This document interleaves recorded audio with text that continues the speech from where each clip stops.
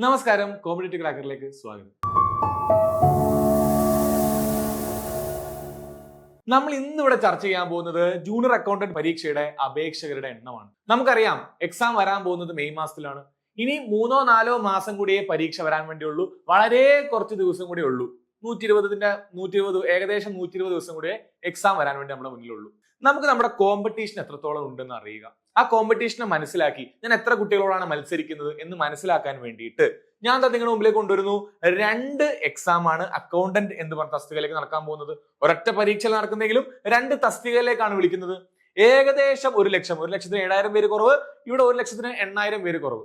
ഏകദേശം 1 ലക്ഷം കുട്ടികൾ എഴുതുന്ന, ഈ രണ്ടും ഒരേ കുട്ടികളായിരിക്കും എഴുതുന്നത്, രണ്ടിനും ഒരേ പൂൾ ഓഫ് സ്റ്റുഡൻസ് ആയിരിക്കും, ഒരേ പൂൾ ഓഫ് ഉദ്യോഗാർത്ഥികളായിരിക്കും എഴുതുന്നത്. ഏകദേശം 1 ലക്ഷത്തോളം കുട്ടികൾ എഴുതുന്ന പരീക്ഷയാണ് ജൂനിയർ അക്കൗണ്ടന്റ് പരീക്ഷ എന്ന് നമുക്ക് മനസ്സിലായി. ഇനി എന്റെ ഈ വീഡിയോന്റെ ഉദ്ദേശം നിങ്ങൾക്ക് എത്രത്തോളം കോമ്പറ്റീഷൻ ഉണ്ട് എന്ന് അറിയിക്കൽ മാത്രമല്ല. ഇപ്പൊ നിങ്ങൾക്ക് മനസ്സിലായി ഏകദേശം 1 ലക്ഷത്തോളം കുട്ടികൾ അപ്പിയർ എന്നൊരു പരീക്ഷയാണ്.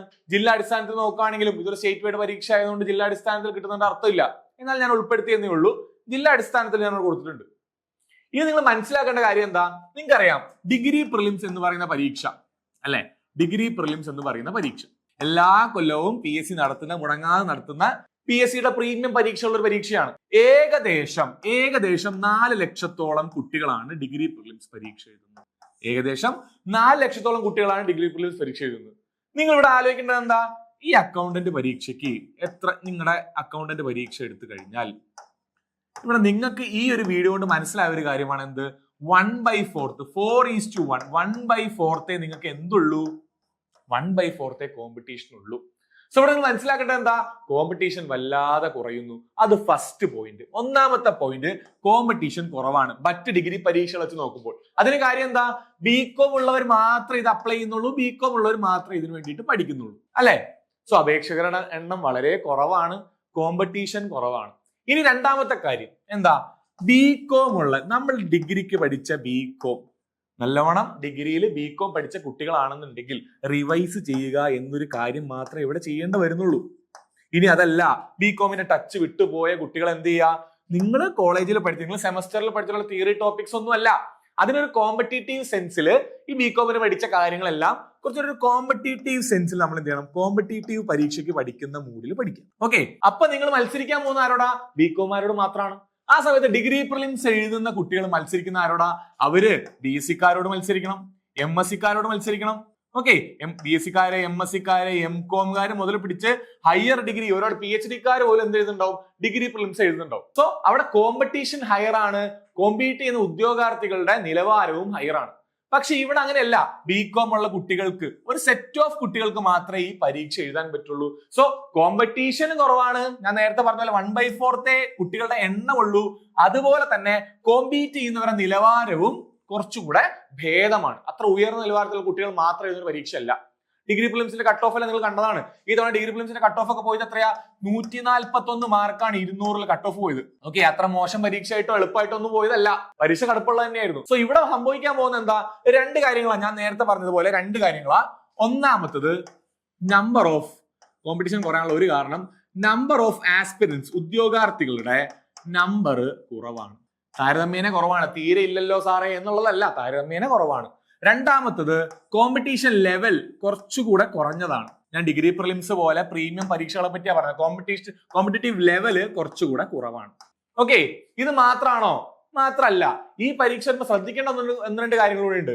കഴിഞ്ഞ വട്ടം ഈ എക്സാം നടന്നപ്പോൾ സ്റ്റേറ്റ്മെന്റ് ലെവൽ ക്വസ്റ്റ്യൻസും ഉണ്ടായിരുന്നു. ഓക്കെ, സ്റ്റേറ്റ്മെന്റ് ലെവൽ ക്വസ്റ്റ്യൻസും ഉണ്ടായിരുന്നു. സോ ഈ കോമ്പറ്റീറ്റീവ് സെൻസിൽ നമ്മൾ BComന് തിയറി പഠിച്ചതുപോലെ, ഇവിടെ വന്ന് തിയറി പഠിച്ചതുപോലെ, അല്ലെങ്കിൽ BComൽ ഞാൻ പഠിച്ച കാര്യങ്ങളൊക്കെ പഠിച്ച് ഞാൻ ഇവിടെ വന്നു കഴിഞ്ഞാൽ ഈ എക്സാം ക്വാളിഫൈ ചെയ്യാൻ പറ്റുമോ? ബുദ്ധിമുട്ടാണ്. കാര്യം എന്താ? കോമ്പറ്റീറ്റീവ് ലെവലിലുള്ള ചോദ്യങ്ങൾ വരുന്നുണ്ട്, സ്റ്റേറ്റ്മെന്റ് ലെവൽ ചോദ്യങ്ങൾ. ഡയറക്റ്റ് മാത്രമല്ല, ഡയറക്റ്റ് ചോദ്യങ്ങളും ഉണ്ടാവും, സ്റ്റേറ്റ്മെന്റ് ലെവൽ ചോദ്യങ്ങളും ഉണ്ടാവും. സോ ഇവിടെ സംഭവിക്കാൻ പോകുന്നത് എന്താ? ഡയറക്റ്റ് ആയിട്ടുള്ള ചോദ്യങ്ങൾ നിങ്ങൾ ആൻസർ ചെയ്തേക്കാം. സ്റ്റേറ്റ്മെന്റ് ലെവൽ ക്വസ്റ്റ്യൻസ് ആൻസർ ചെയ്യണമെങ്കിൽ അതിന് ടൈം കൺസ്യൂം ആയിട്ടുള്ള ചോദ്യങ്ങളായിരിക്കും. അതിൽ കുറെ ട്രിക്കി ആയിട്ടുള്ള സ്റ്റേറ്റ്മെന്റ് ഉണ്ടാവും. 3 സ്റ്റേറ്റ്മെന്റ് ഉണ്ടാവാം, അല്ലെങ്കിൽ 2 സ്റ്റേറ്റ്മെന്റ് ഉണ്ടാവാം.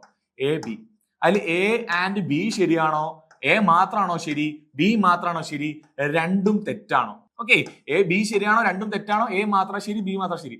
ഇതുപോലെ കുഴപ്പിക്കുന്ന ചോദ്യങ്ങൾക്ക് ആൻസർ ചെയ്യണമെങ്കിൽ കോമ്പറ്റീറ്റീവ് സീനിൽ വേണം അതിനെ നോക്കിക്കാണാൻ. കോമ്പറ്റീറ്റീവ് കണ്ണിലൂടെ നോക്കേണ്ട മാത്രമേ അങ്ങനത്തെ ചോദ്യങ്ങൾ ആൻസർ ചെയ്യും. സോ ഈ ജൂനിയർ അക്കൗണ്ടന്റ് പോലുള്ള പരീക്ഷകൾക്ക് നിർബന്ധമായിട്ടും കോമ്പറ്റീഷൻ കുറവുള്ള കുറച്ചുകൂടെ എത്തിപ്പിടിക്കാൻ പറ്റുന്ന ഈ 1,00,000 ആസ്പിരൻസ് എന്ന് നമ്മൾ പറഞ്ഞു. ഇനി നിങ്ങൾ തന്നെ ഒന്ന് ആലോചിച്ച് നോക്ക്, ഇതിൽ എത്ര ശതമാനം കുട്ടികൾ ഇരുന്ന് പഠിക്കുന്നവരുണ്ടാവും? ഈ ഒരു പരീക്ഷ എനിക്ക് നേടണം എന്ന് വിചാരിച്ച് പഠിക്കുന്ന കുട്ടികൾ എത്ര ഉണ്ട്? നമുക്ക് എടുക്കാം 30% കുട്ടികൾ ഉണ്ടെങ്കിൽ തന്നെ അത്രയൊന്നും ഒരു കോമ്പറ്റേറ്റീവ് എക്സാമിന് ഉണ്ടാകാൻ സാധ്യതയില്ല. ഇനി ഉണ്ടെങ്കിൽ തന്നെ നിങ്ങൾക്കറിയാം നിങ്ങളുടെ കോമ്പറ്റീഷൻ 30,000 ആയിട്ട് കുറഞ്ഞു. ഓക്കെ, 30,000 ആയിട്ട് കുറഞ്ഞു. ഇങ്ങനെ നിങ്ങൾ മനസ്സിലാക്കുക, ഈ പരീക്ഷ എനിക്കുള്ളതാണ്, ദൃഢമായിട്ടുള്ള നിശ്ചയം നിങ്ങൾ കൊണ്ടുവരിക. അങ്ങനെ കൊണ്ടുവന്നതിന് ശേഷം ഈ പരീക്ഷ ഞാൻ ക്ലിയർ ആകും എന്ന് വിചാരിച്ച് പഠിക്കാൻ തുടങ്ങുക. ഇനിയും 3 മാസം കൊണ്ട് വൈകിട്ടില്ല, പഠിച്ചു തുടങ്ങുക, പഠിക്കുക. ഓക്കെ, സോ നമുക്ക് ഈ വീഡിയോയിൽ മനസ്സിലായ 1-2 കാര്യങ്ങൾ എന്തൊക്കെയാ? കോമ്പറ്റീഷൻ നമുക്ക് എത്തിപ്പിടിക്കാൻ പറ്റുന്ന ഏരിയ ഉള്ളൂ. ഞാനൊരു ബികോമാരനായതുകൊണ്ട് എനിക്ക് വാങ്ങിക്കാൻ പറ്റുന്ന സ്കോറേ ഇവിടെ വരുന്നുള്ളൂ. ഇനി ഒരു വലിയ കാര്യം കൂടി പറയാൻ ഞാൻ വിട്ടുപോയതുണ്ട്, മേജർ കാര്യം. നിങ്ങൾ കഴിഞ്ഞ കൊല്ലത്തെ കട്ട് ഓഫ് എല്ലാം എടുത്ത് നോക്കുമ്പോൾ നിങ്ങൾ കണ്ടിട്ടുണ്ടാവും, കട്ട് ഓഫ് സേ 100 മാർക്കില് കട്ട് ഓഫ് 50 മാർക്കാണെന്ന് വിചാരിക്കും. ഈ കട്ട് ഓഫ് എന്ന് പറയുന്നത് എന്താണ്? റാങ്ക് ലിസ്റ്റിൽ വരാനുള്ള മാർക്കാണ്. എന്താണ്? റാങ്ക് ലിസ്റ്റിൽ വരാനുള്ള മാർക്കാണ്. ഇനി ജോലി കിട്ടണമെങ്കിൽ ഈ മാർക്ക് മതിയോ? അല്ലെങ്കിൽ ടോപ്പ് 50-ലെങ്കിലും വരണമെങ്കിൽ, ജോലി കിട്ടുമെന്ന് ഉറപ്പാക്കണമെങ്കിൽ ടോപ്പ് 50-ലെങ്കിലും വരണമെങ്കിൽ ഈ മാർക്ക് മതിയോ? പോരാ, അവിടെ കുറച്ചുകൂടെ മാർക്ക് നമ്മൾ മുൻകൂട്ടി കാണേണ്ടി വരും. ഇപ്പൊ 50 കട്ട് ഓഫ് കഴിഞ്ഞ വട്ടം വന്ന എക്സാം ആണെങ്കിൽ ഒരു 70+ എങ്കിലും നമ്മൾ കണ്ണിൽ വെച്ചിട്ട് വേണം പഠിക്കാൻ. കുറച്ച് ബുദ്ധിമുട്ടാണ്. സോ ആ ലെവലിൽ വേണം നമ്മൾ പ്രിപ്പറേഷൻ പോവാൻ വേണ്ടിയിട്ട്. സോ PSCയുടെ കാര്യത്തിൽ നമ്മൾ എപ്പോഴും പറയും, ഒരു റിയൽ കട്ട് ഓഫ് ഉണ്ടാവും, ഒരു PSC കട്ട് ഓഫ് ഉണ്ടാവും. ഈ റിയൽ കട്ട് ഓഫ് എന്ന് പറയുന്നത് അഡ്വൈസ് കിട്ടാനുള്ള, ജോലി കിട്ടാനുള്ള കട്ട് ഓഫ് ആണ്. PSC ആയിരുന്ന കട്ട് ഓഫ് റാങ്ക് ലിസ്റ്റിൽ വരാനുള്ള കട്ട് ഓഫ് ആണ്. റാങ്ക് ലിസ്റ്റിൽ പേര് കണ്ടത് കൊണ്ടുള്ള സന്തോഷം കൊണ്ട് നമുക്ക് എന്തെങ്കിലും നേടാനുണ്ടോ? ഇല്ല. റാങ്ക് ലിസ്റ്റിൽ പേര് വരാന്നുള്ളതല്ല നമ്മുടെ ഉദ്ദേശം. സോ ഇതെല്ലാം മനസ്സിൽ വച്ചുകൊണ്ട് എക്സ്പേർട്സ് നിങ്ങൾക്ക് എടുക്കുന്ന ക്ലാസ്, എങ്ങനെയാണ് ഇത് പഠിക്കേണ്ടത് എന്നുള്ള മെന്റർഷിപ്പ്, ഇതെല്ലാം മനസ്സിലാക്കി വീക്കിലി ടെസ്റ്റുകൾ ചെയ്ത് ഈ പരീക്ഷയെ മനസ്സിലാക്കി പഠിക്കാൻ വേണ്ടി CCയോടൊപ്പം കൂടുക. നമ്മുടെ കയ്യിൽ ജൂനിയർ അക്കൗണ്ടന്റ് ബാച്ച് ഉണ്ട്. ഏറ്റവും എക്സ്പേർട്ട് ആയിട്ട് ടീച്ചിങ് എക്സ്പീരിയൻസ് ഉള്ള ആളുകൾ മാത്രമായിരിക്കും നിങ്ങൾ അവിടെ പഠിപ്പിക്കുക. അവിടെ live sessions, mentorship sessions, exams, ഇതെല്ലാം നിങ്ങൾക്ക് മുറക്കി കിട്ടുന്നുണ്ടാവും. സോ എത്രയും പെട്ടെന്ന് സമയം കളയാതിരിക്കുക. ഈ നമ്പറിൽ കോൺടാക്ട് ചെയ്യുക. നിങ്ങൾ ചോദിക്കുക എന്തെല്ലാമാണ് ഞങ്ങൾക്ക് വേണ്ടത്, നിങ്ങളുടെ കാര്യങ്ങൾ ചോദിക്കുക, ഞങ്ങളെ മെന്ററുമായിട്ട് സംസാരിക്കുക. നമുക്ക് ജൂനിയർ അക്കൗണ്ടന്റിന്റെ ഏറ്റവും പുതിയ ബാച്ചിൽ ഭാഗവാക്കാകുക. നമുക്ക് ഈ ജൂനിയർ അക്കൗണ്ടന്റ് ഈ മെയ് മാസത്തിലോ ഏപ്രിൽ മാസത്തിലോ ആണ് PSC പറഞ്ഞിട്ടുള്ളത്. എണ്ണി നോക്കുക, ഇനി എത്ര ദിവസമുണ്ട്? ഏകദേശം 120 ദിവസമുണ്ട്. ആ ദിവസത്തിനുള്ളിൽ വേറെ ഒരു പണിക്കും പോവാതെ, വേറെ സോഷ്യൽ മീഡിയയിലൊന്നും ഡിസ്ട്രാക്റ്റഡ് ആവാതെ നിങ്ങൾക്ക് പഠിക്കാൻ പറ്റട്ടെ. എല്ലാവരും CCയുടെ ഈ ചാനൽ സബ്സ്ക്രൈബ് ചെയ്യാത്തവരാണെങ്കിൽ സബ്സ്ക്രൈബ് ചെയ്യുക. എല്ലാവർക്കും എന്റെ best of luck. Thank you.